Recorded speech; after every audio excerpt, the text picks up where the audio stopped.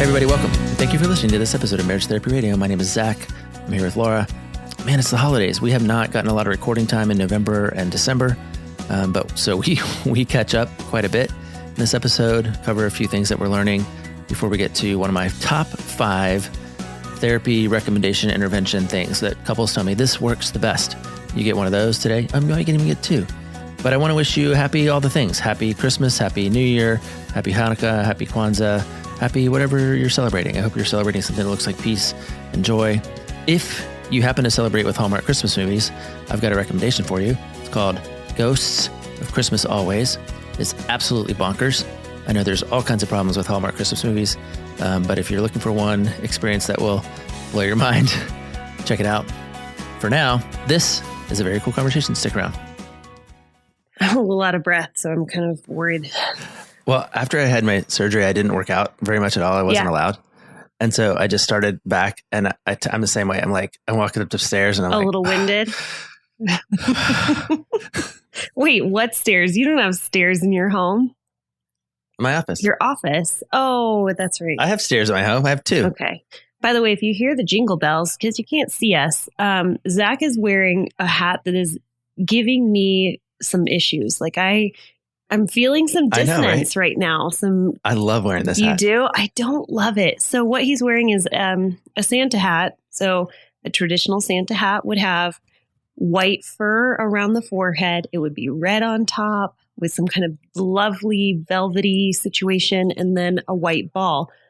Anything that's supposed to be white is black, and it's just rubbing me the wrong way, I have to say. Yeah, it's a red and black Santa hat. I don't love it.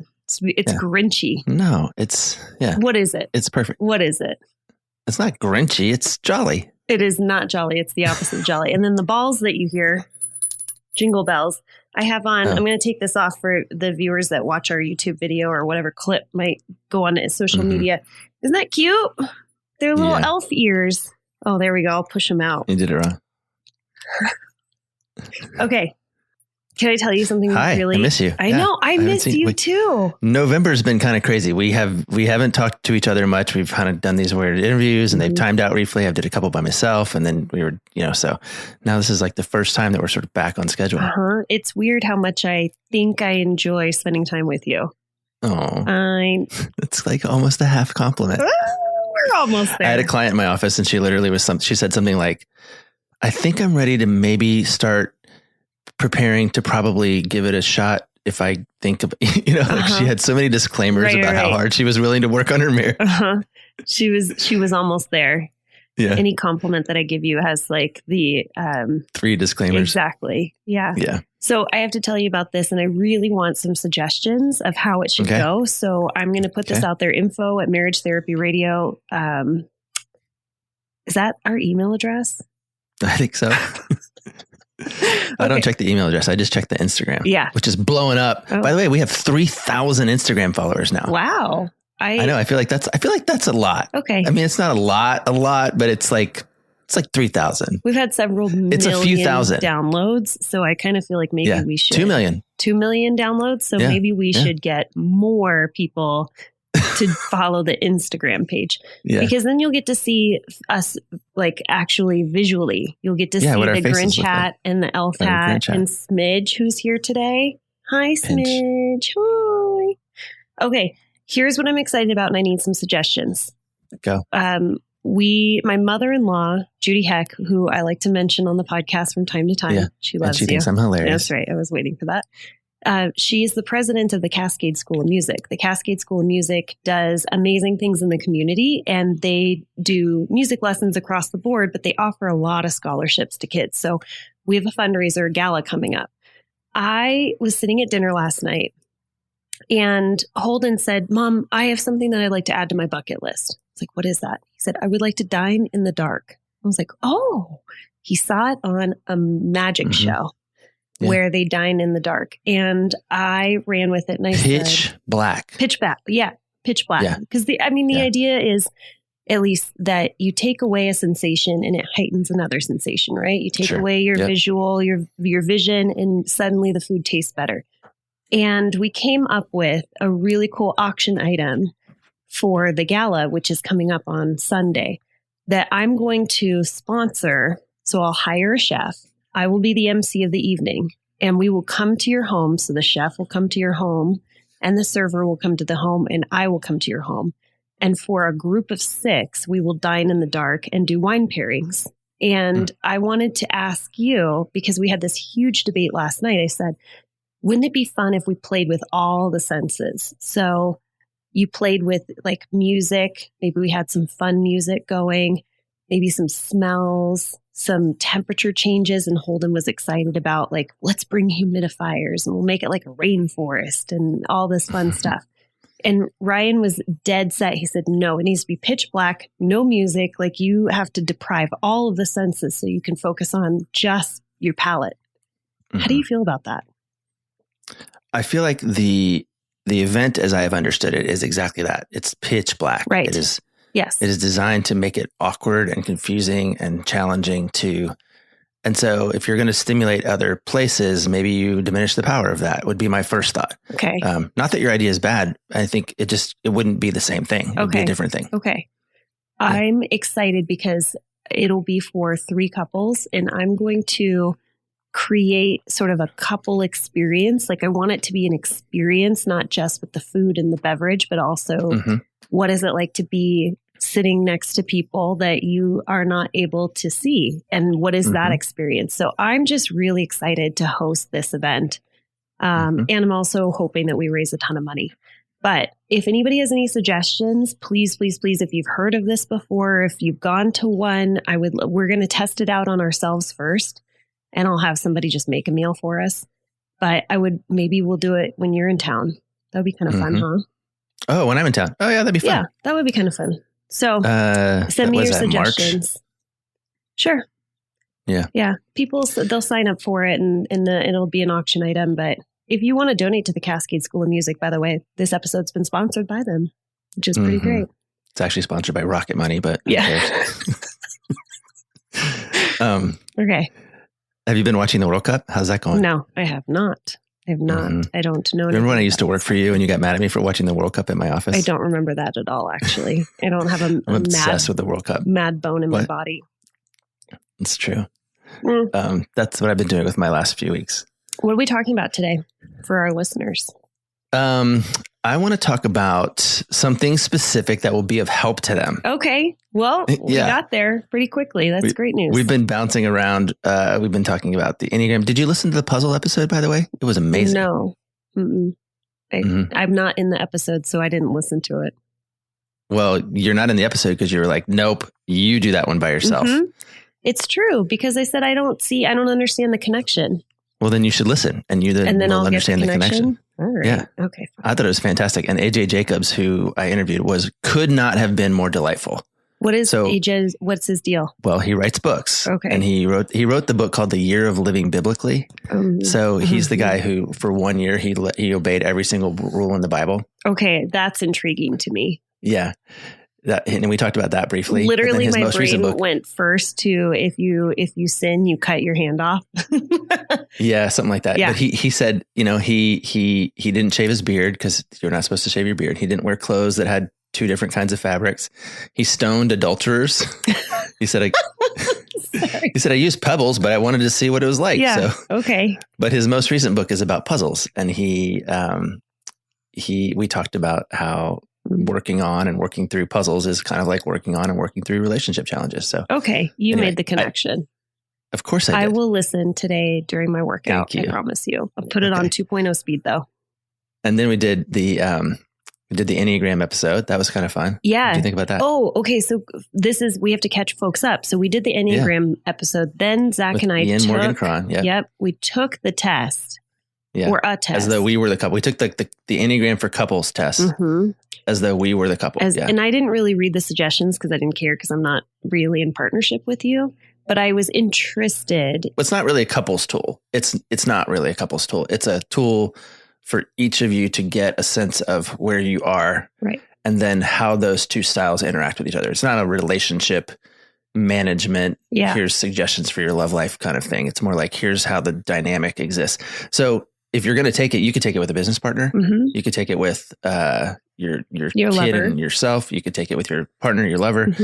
You could take it with your neighbor if you guys are working on the holiday party or something, like. But the interesting part is that you thought you were a what? A 9? I know I'm an 8. Oh, you're an 8, but it said that you were a 6. A 6, which is what? 6 is like the loyalist. I have a lot of qualities of the 6 for sure. Uh-huh. And like Ian said in the episode, we sort of all are all of them. And these tools, they're really powerful. This one was really, really good. I liked it a lot. I think if I had answered a few questions differently, I might have ended up somewhere else. But and maybe you too. You speculated that you might be a 3, and you got a 7. Yeah, which is what you told me I was all along. Was a 7.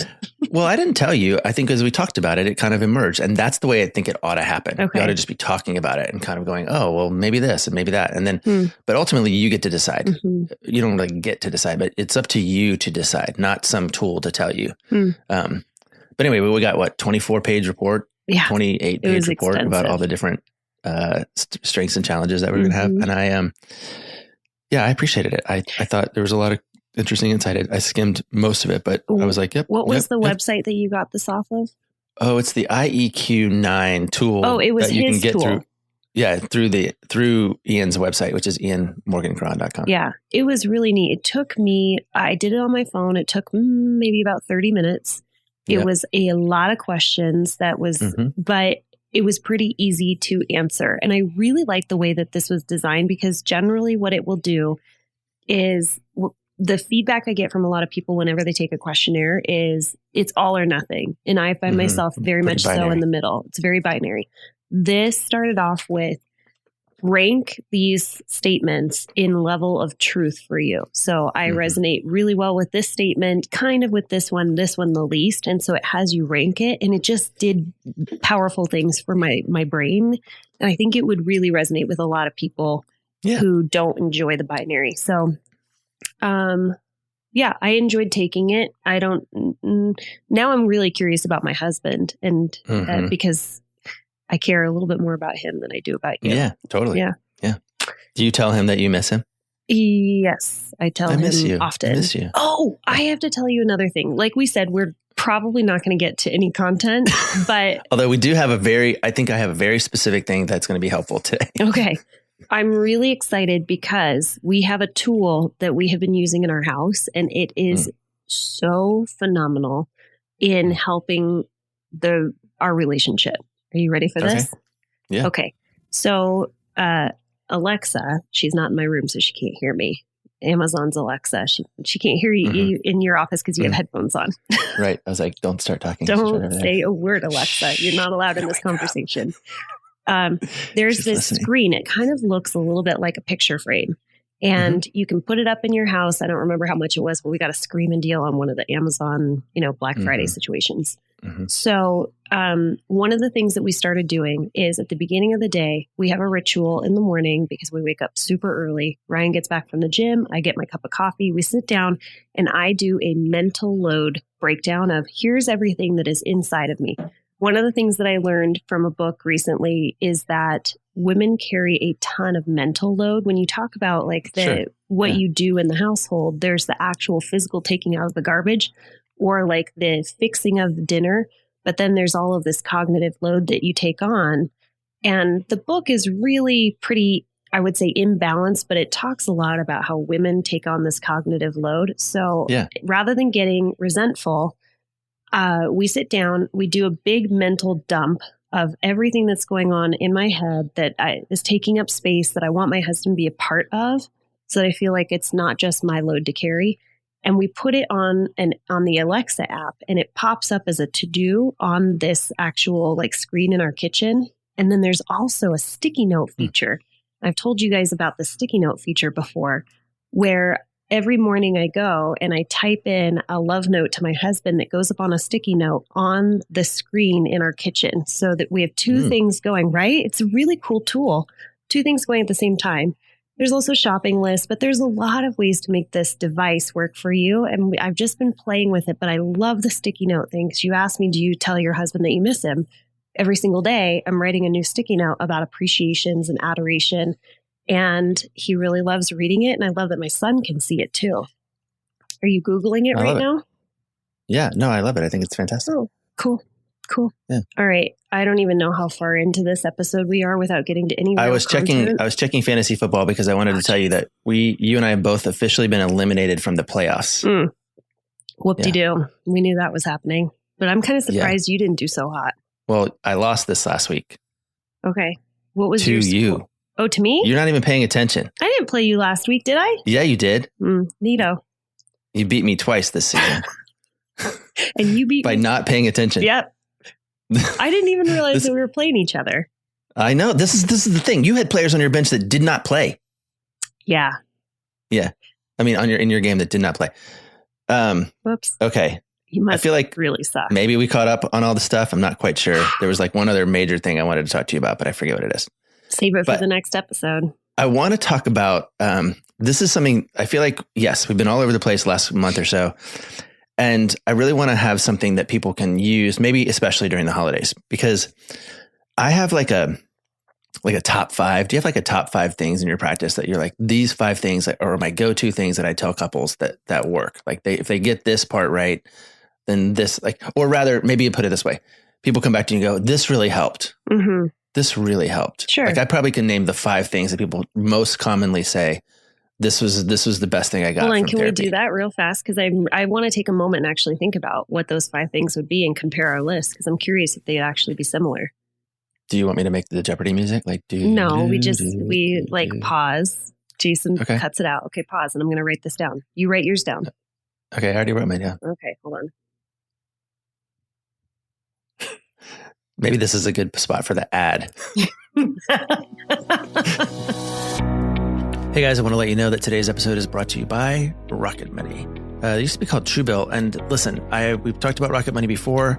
I got the app for myself. My favorite part for sure was the subscription cancellation, but then I learned about all the other stuff that was going on there, and I recommended it for both of my daughters, who are both looking for some kind of way to hold in their hand a tangible understanding of what their money's up to. And that's why I'm using Rocket Money. Again, they're formerly known as Truebill, and I want to tell you a little bit about the app. It shows you all of your subscriptions in one place, and it cancels for you whatever you don't still want. I found a couple of subscriptions I didn't even know I had because they were redundant services. You might find out you're being double charged for stuff. There's a cancel feature, so all you have to do is press cancel and Rocket Money takes care of the rest in terms of the subscriptions that you're not using. But it has budgeting features. It was really cool. Go ahead and get rid of useless subscriptions with Rocket Money. Go to rocketmoney.com/marriage therapy. Seriously, it could save you hundreds of dollars per year. That's rocketmoney.com/marriage therapy. Cancel your unnecessary subscriptions right now at rocketmoney.com/marriage therapy. Happy all the things from Marriage Therapy Radio and Rocket Money. We're back. So what happened was I wrote down my 5. Zach said, I'm not really sure what my 5 are. And then No, that's not what I said. I said I wrote them down in my office. Okay. And I don't have a pen here, but I'm going to try and remember them. Okay. Because I only want to talk about one today anyway. All right. What are your 5? What are your 5? I have rituals of connection. Okay. That's really important. Repair. Yeah. Validation. Mm-hmm. Intimate connection. And play. Okay. Those are my 5. Okay. Those are good. I think those are all super duper broad, which is great. I think those are all really great categories. Great. I mean, hopefully, because we've talked about them on the podcast. Like that shouldn't be new information for people. Yeah. What are yours? I'm talking about when people go, oh yeah, when you told us to do that, that really changed things. That really helped us. And so, for example, one of them is particularly when couples are talking about struggling with intimacy and sex, specifically sex. I offer, and almost 100% of the time, I think I've told every single couple this. Why don't we try something like this? Why don't we try sleeping naked on Wednesdays? Great. And so what that does is it checks off 2 of the boxes. You know, this thing we talked about habit stacking one time where it's like, it's not about going to the gym. It's about putting your tennis shoes on. Yes. Right. Like if you're like, I can't go to the gym. Yeah. Get up, put on your tennis shoes. Now you've done the first thing. Now you need to do the second thing. So when I propose sleep naked on Wednesdays, close enough. Yeah. But when I say sleep naked on Wednesdays, it's exactly that. If people who are going to have a sex life, they need to be naked and prone. Prone. That is laying down. That's a word that describes laying down. Prone. Yes, honey. Yes. It's a word that describes laying down. It's fine. I had a really sketchy childhood education and anyway. But my point is, if you're going to have sex, you got to be naked and laying down. So if it's an area of struggle for you, let's just say sleep naked on Wednesdays. We're going to take out initiation. We're going to take out orgasm. We're going to take out performance. We're going to take out expectation. All we're going to do is check those first 2 boxes. Yeah. People come back and they're like, oh my gosh, that was the most amazing thing. Thank you so much. Because it was more, you were more likely for it to lead to intimacy because you had checked the box. Like you're more likely to work out if you put your workout clothes on first thing in the morning. Exactly. Okay. I like that. Yeah. All right. I'm Googling prone now. I got a bunch of this, but let's talk about the one that, and I'll talk about all of them. I'll talk about all of them in detail in the future, but let's talk about the one that I want to talk about in detail today, which is really about learning how to take a break, learning how to specifically stop or halt things when they escalate. Couples who are going to make any progress at all have to be able to say, let's stop. Let's stop this right now, particularly in conflict. Let's just take a break. I've talked a lot about, in fact, one of our first episodes was about all the lessons I learned in parachuting, about how like when you parachute, it's like really loud and you're falling out of the sky and you got to pull your ripcord. Pulling the ripcord is the catalyst for slowing things down. Right. Literally like not hurling your body against the earth, but also like once you do that, you can look around, you can make wise choices, all that stuff. And so I wanted today to talk about that, taking a break, responsible break taking, and all of the ways that is hard for couples and what can create some resistance for that, but then also like very specific strategies for how to do that, particularly if you're going into a season that is maybe fraught with a lot of extra energy and a lot of extra emotion, a lot of extra people. How do you do this? So I'm glad we're talking about this actually, because I have my book club and the book that we read is called Anchored by Deb Dana. And it talks about polyvagal theory, which is something that I've kind of mentioned a little bit. Yeah. But polyvagal theory essentially is having the ability to tune into something that is automatic, an automatic response in your body, and make wise choices based on understanding what's happening. And so you're talking about this moment where you're flying through the air and feeling out of control. That would be your body saying you are experiencing perceived danger. You feel out of control. And anyway, I've got some more thoughts on this because I would like to change the way that I generally teach this to couples. That is based on what Dr. Gottman has talked about, which is responsible break taking, where you go away from each other. I actually think that there is value in staying together and being able to manage the chaos together. Yeah. But that's different from what we have learned. So I want to kind of navigate this. I also think we should warn folks at the very beginning that we didn't get to this topic till minute 22. Okay. Woof. Let me tell you about the couple that did this the very best. I tell this story to every couple in my practice. You've definitely heard it before, but I'm going to say it on the podcast. I had a couple in my practice. They were in their late 20s. They had gone to the University of Washington together, where they were both in the fraternity sorority scene. They drank a lot. They were big fans of football. They met at a Super Bowl party. They went to Husky games all the time. They tailgated. They watched Seahawks games religiously together. But when they would drink, they would rage. And, she might stand too close to somebody for 11 seconds or something at the football game. And then that night there would be this massive blowout. And they did this several times a week. They understood that alcohol was a problem and that was something that they needed to deal with. But separately, they had this consistent pattern of enraging each other and escalating very quickly and outside of their functional adult, and literally without any like real cognitive awareness of what was going on. There was nothing relational about what was happening. Okay. And it's the best example because whether it's falling out of an airplane or being in a drunken rage, this state this break taking I'm talking about comes when one or both of you feels out of control or like you're in danger, and not even real danger, but you feel like you're in perceived danger. Yeah. So we talked about it. They came in one Monday. It was a Monday, and they said, "Zach, you'll never believe what we did." They had gone to Joann's Fabrics, which is a craft store here in town, and because they had a baby shower or something that they were responsible for, and they bought themselves crafts, and they sat in front of the Seahawks game, and they made for themselves little yellow penalty flags, like referees carry in a football field, and they put them all around their house. And their contract with one another was that if at any time either one of them felt like it was too escalated, they would throw the flag, just like not at the other person, but just up in the air, like a referee does. And then they would stop. They would just stop. They had a lot to learn about what to do next.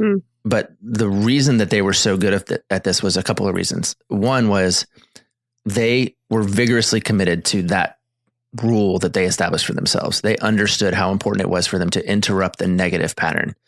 The second part was that they came up with it themselves. So you and I, we can spend a whole lot of time going, I think you should, make a timeout signal with your hands, or use this, say, hey, I need a break or something. Yeah. And that might not work, particularly if you don't have access to the relational part of your brain. Like if you're drunk, you don't have access to the relational part. You can't say, hey, babe, I think this is going wrong, and maybe we're escalating too much, and we should probably take a break, and let me get you a cup of water. That's not going to happen in that moment. But you can do this instinctive thing where you sort of go, break, and I think that, I've got a dozen examples of that, but this couple, I tell this story every single time because I want people to have a vision for how do we uniquely protect our relationship from this other thing. They had an easy label called alcohol, or immaturity would be another one, but it could be trauma. It could be, work-life balance, could be work stress or whatever. And I'm just really proud of them. And they had a lot, like I said, they had a lot to learn about what came next. But this was, I just feel like this is a thing that it's almost like skill number one. Okay. If you're struggling, particularly in conflict, you have to learn how to take a break and respect that break for one another. I agree with you. And the thing that I find really interesting is they had a pretty clear understanding that when they threw the flag, that was not negotiable. Which is where a lot of couples fall apart. Is we agree in the office, right? We're going to take a break. Yes. Everybody in agreement of when that break needs to be taken. Yes. It's when one or both of us feel flooded. Great. They go home and one person says, we need to take a break. Like, I just can't do this right now. Yeah. Then that becomes a negotiation. You don't get to, we're not taking a break. You just had your say. You got to say all the things that you wanted to say, which might have been critical and painful for me to sit through. And now you expect me to shut my mouth and walk away? Hell no. And that's where I find a lot of people fall apart, is the break is not negotiable. And for some reason, these two had an agreement. We are grounded in football. We understand the rules of the game, and the rules of the game are, if you throw a flag, you have to abide by what the referee has said, or else you get thrown out. And I don't want to get thrown out of the game. Yeah. Or we back up just a little bit. I mean, their agreement too was they wouldn't throw the flag when they felt a little bit uncomfortable. Okay. It wasn't like when I'm just kind of annoyed. They threw the flag when they knew that it was dangerous. This, when I often will talk also about couples who are into kinky sex, where they tie each other up, whips and chains and all that stuff. They usually have a safe word. A safe word built in. And again, the contract, because we're into risky sex, is I don't use this word when I'm just sort of kind of troubled, or kind of bothered. Like there's a little bit of an agreement that we are dialing up the pain threshold. And so they protect it. It's sacred. When they use the word, though, we stop. Yeah, immediately. We turn on the lights. I bring you a glass of water. I untie you, whatever. Like it's not. Leave some aftercare. And because to not do that is assault. Right. Right. If we have a safe word and I use a safe word, and then you keep going, that's assault, especially in that setting. Yeah. And it's not all that different, particularly again, if you have this sacred agreement where you say, hey, we're going to do this, but the agreement has to include, we're not going to do it just to get out of a thing, or I'm going to say all my stuff and then I'm going to use this like trump card that I have. Exactly. That's kind of shitty. Like it has to be on behalf of the relationship, and a tool that we use. And if it doesn't work one time or two times, like you gotta get another one. Yeah. The first time they throw the yellow flag and one of them keeps going, the yellow flag, no luck. I mean, they might have one little grace negotiation, but it really does need to be this sacred thing. Can I explain something that I have been going through in a bit of a switch, because it takes a step away from what Gottman method teaches, which is we throw the flag and then the two of us leave each other's sight for at least 20 minutes. And that's the prescription. That's the prescription. And the reason why we leave each other's sight for 20 minutes is so that you can regulate. You can get yourself back to basically physiological baseline. So you go and you do some self-soothing activity. Here's the thing that I'm playing with, which is this idea of co-regulation. That, let's just say, for example, you throw the flag because you are redlining. There is some sense of discomfort inside of you that has caused you to go into fight or flight. And right now, all you want to do is curl up into a little ball and you want to flee the situation. You want to leave the house, whatever. So you throw the flag and I go, oh, wow. I had no idea that you were so worked up about this. That's crazy. And I check in with myself and I say, you know what? I'm not flooded, but I believe that you are. And that's the difference is rather than me leaving your side and you going and self-soothing and me giving you that space, I might say something like, what can I do for you right now? Like I'm feeling grounded. I feel calm. I feel collected. And I'm really, like I'm concerned that you just escalated. Something must have made you feel really unsafe in that situation. How can I help you to feel more comfortable right now? That's the difference that I'm working on with couples is if one of you still identifies as being ventral, which means that you're feeling safe and connected and you are not at all escalated, but your partner is, I think that there is real value in teaching partners how to comfort each other in those situations, opposed to leaving each other's side and saying, we have to deal with this by ourselves. I think that is something that is built into our demographic as Americans is we do it on ourselves. It's all about independence. And at our personhood, we're pack animals. And I don't think that that's a natural tendency to do is to go and regulate by yourself. If your partner is feeling cool, calm, and collected, why not regulate with them? So that's the piece. Yeah, I would actually love to pay attention to that in my own body and in myself. Like, I don't know if I could pull that off right now. Like, particularly if a partner is flooded, you can't, I don't know. I think that's a really good question. And I think obviously if we can do anything together, that's amazing. Yeah. But I think we have to get the physiology under control first, for sure. And if somebody's flooded, I guess it probably depends individually on whether or not they're ready or wanting or willing to let somebody else soothe them in that moment, I know I don't want that. I want you to leave me the F alone and I will be back when I'm ready. Okay. It's which individual is another, for every person. I think it is very individual of what is actually self-soothing. And for some people, leaving their partner who might be cool, calm, and collected and going out and having to manage this by themselves is actually more escalating because of abandonment, because of attachment issues, whatever it might be. Sure. Well, and it brings me back to the other piece, which is that if you guys out there in Marriage Therapy Radio Land, if you guys are going to learn to take a break, you have to come back. The number one problem that I often hear about when I'm trying to get people to take a break or stop is, but we never come back. He never comes back, or we never get back to the thing. Yeah. And that has to be part of the deal. You can't just throw the yellow flag and be like, okay, I guess I'm going to go to bed and then we're going to go to work tomorrow and we're never going to revisit this. And that doesn't mean you have to beat it to death. It means you have to come back and reestablish the connection, to repair. And that, I don't know if I can emphasize that enough, because I don't want anybody to ever say, well, I don't want to take a break because then, I feel abandoned, or I feel left, or I feel like that's unresolved. You still do, like this couple, they still had to learn the next part. Exactly. And you do have to learn the next part, but you cannot do meaningful relationship work while the car is careening out of control on the ice. Like, you can't do it. Yeah. So I will say, for people who say, great, Laura, thanks for sending us home with the referee with like the yellow flags. We pulled the yellow flag, we went, but then we never came back. And I said, that's totally fine, because I haven't taught you how to come back. You don't have the confidence at this point that coming back actually means repair and connection. At this point, all we're doing is stopping you from doing more harm to one another by identifying when you need to stop, when you need to pause, when you need to self-soothe. And then the following weeks, we will go through the process of actually giving you confidence that you can come back to the conflict. It's not going to escalate the same way it did before.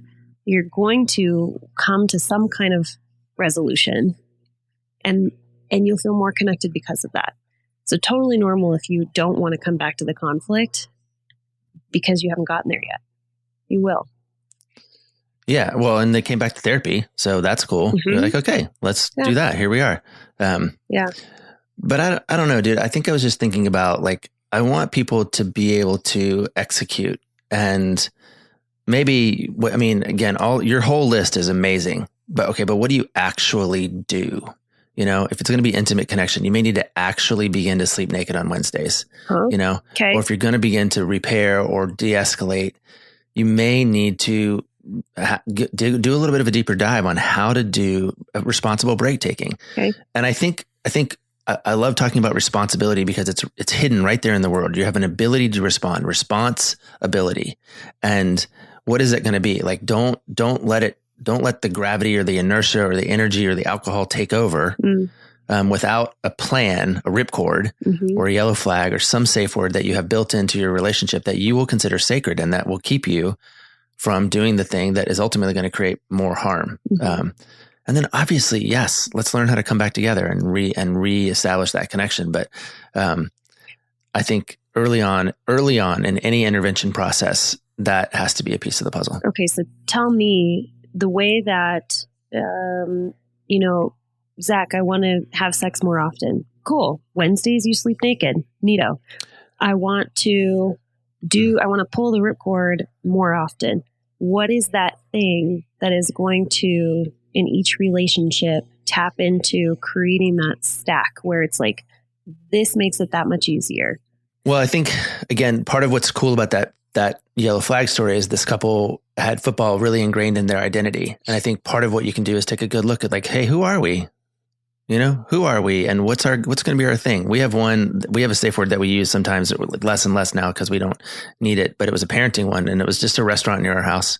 It's called Royal Unicorn. Oh yeah. So we'd say Royal Unicorn. And that changed behavior for our kids because they understood that to not respond in Royal Unicorn was to be corrected publicly, And so that was just the way we used that. And I think, we've done an episode on coding before, like kind of encoding things or shorthand kind of things.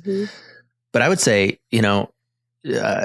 take a good look right now at kind of what's our thing? What's the restaurant near our house? Or what's our hobby that we share? Or what's our core memory that we evoke? Or what's the symbol that we like that can help us kind of quickly go from whatever begins to feel like disruptive and dangerous to really simply just truce calling. Yeah. I was thinking about, I don't know if you have the ability to do this. I think you do, actually. I've been really kind of trying to figure out, I've had this smartwatch for about 3 or 4 years now. And I don't know how to do most of the things. It tells time really, really well, which is great. But it also has the function to do a whole lot of other things. One thing that I can do is if I am training to hit a specific heart rate, like let's say I'm going out for a run and I want to maintain like zone 2 heart rate, you can set it where it's going to let you know when you're getting out of or in.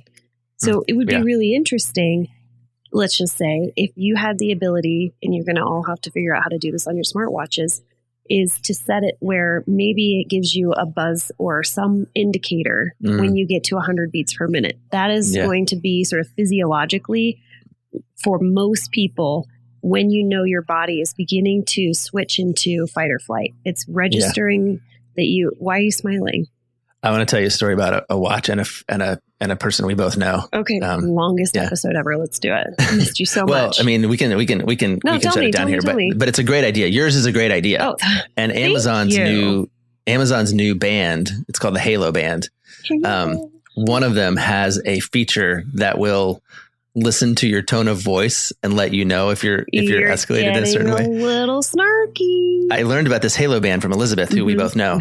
And it has this feature on it about when your voice gets out of, and she was describing it to me. She's like, yeah, I had to turn that one off. I had to turn that off because it wasn't. Was it her own voice? It registers. Yeah, it was yelling at me a lot. Yeah. Well, I honestly use the whole Halo band except for the part about the voice thing because I do not need a little machine telling me how to manage my tone. Yeah, because but maybe you do. Most people, I think, want the Halo band, but they want their partner to wear it because they're like, "See, I'm not the only one." All of these technicians, all the engineers and brilliant people, they also think that you're being snarky and rude right now. Yeah. Oh man, because we all know that engineers are the best at figuring out emotions, how to manage emotionally regulate. Okay. I have so many engineers married to nurses or something. It's the craziest thing. Let's land this plane. It's been a while since I've said that, but you're welcome for the longest episode. I hope you all got a really great walk, workout, folding laundry, or driving your vehicle today, listening to 20 minutes of content. And Merry Christmas. Or Hanukkah or Happy Holidays. Or all the things. Yeah. Happy all the things. Happy all the things. Yeah. Yeah. Thanks so much for listening to this episode of Marriage Therapy Radio. Obviously, it's been a while since Zach and I have seen each other. We had a lot to catch up on. I did eventually remember the name of the book when I was talking about how my husband and I sit down in the morning and I kind of take this cognitive load and I just sort of lay it all out there. It comes from the book Fair Play. We've mentioned it on the podcast before. If you're feeling sort of like it's imbalanced in your relationship, the loads that you are taking on, the roles that you have, Fair Play is an interesting book. Fair warning, the penis owners, the males that I've given it to read, it doesn't quite land the same way for them. Women, you're going to feel incredibly validated, but I do recommend that you read it. Thanks for all of your time and attention, making your relationship better today than it was yesterday.